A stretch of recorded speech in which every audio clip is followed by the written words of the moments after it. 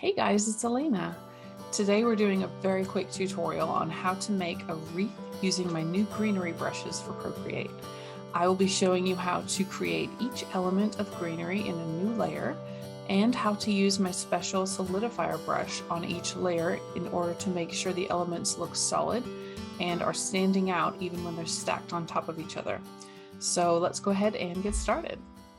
We're starting out a new canvas at 3000 by 2000 pixels, and I'm using my Greenery brushes. I had actually recorded this when I was calling them botany, so that's why it says that there, but they are Greenery. And I'm starting out with my leaves number 2 in the continuous folder, choosing a dark green color, and I'm just drawing a circle, varying my pressure a little bit, holding it and then holding on to the screen so that it turns into a perfect circle.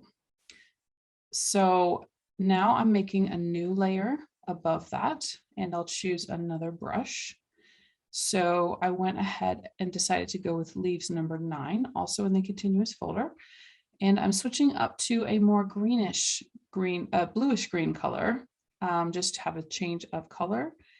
And I'm using a bit of pressure over on the right side.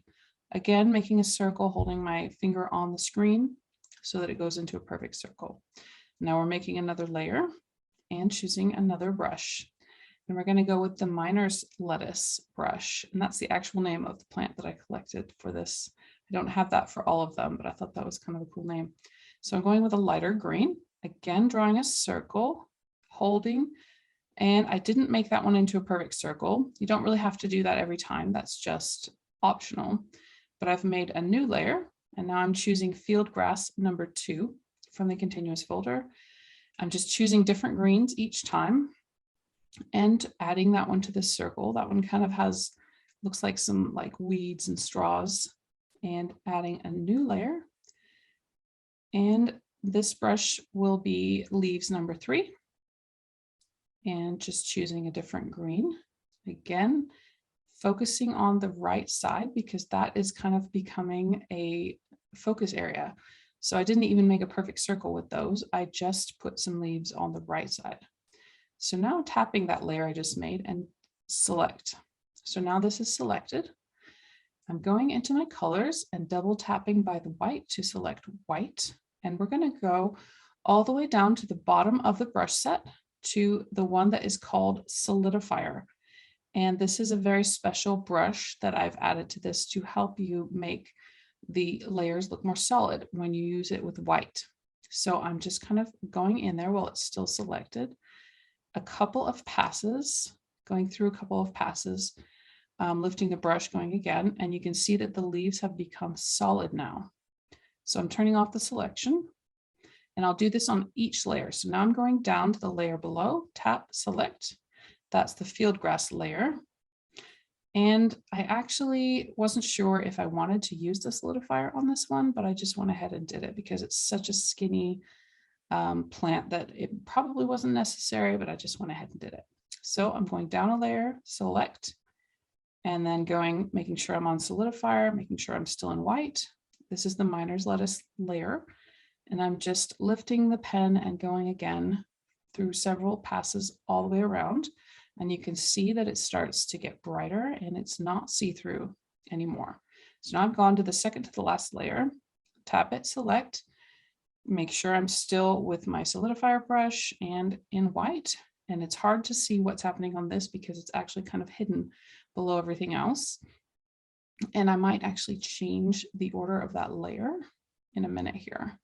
But so I'm going up to my layers panel and I'm going to the last layer and lifting that one above the one I just did. So you can see that the darker leaves have just gotten a bit more prominent. And so now I've selected that layer, still with the solidifier and the white, and I'm going to make that layer a bit more solid. So this is kind of something you can do that makes it more solid, more like the background is not showing through. And I really like to do this to make it look more realistic.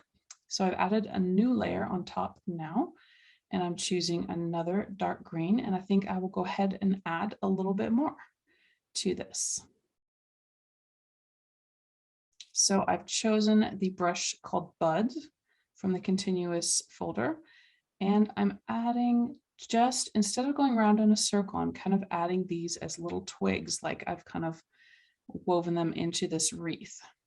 So I'm just adding a little bit to kind of accentuate this area that is already kind of sticking out a bit. And now I'm experimenting with moving that layer below the big leaves.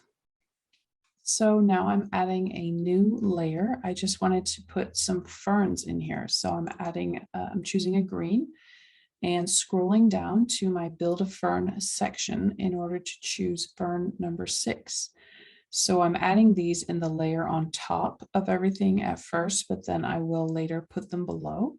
And just like I did with the buds, I'm adding just a couple of ferns to this part of the wreath that has more emphasis, that has thicker greenery on it. So I'm just adding a couple of ferns here. So now that I've added these extra little ferns, I'm going to use the solidifier brush on these as well. So I'm tapping that layer, select, and now I'm going to my color wheel and double tapping by the white to select pure white. And I'm scrolling all the way down to the solidifier brush again. So my selection is still active. And while that is active, I am just making some passes with the pencil onto these ferns so that they start to get more solid, which you can see here.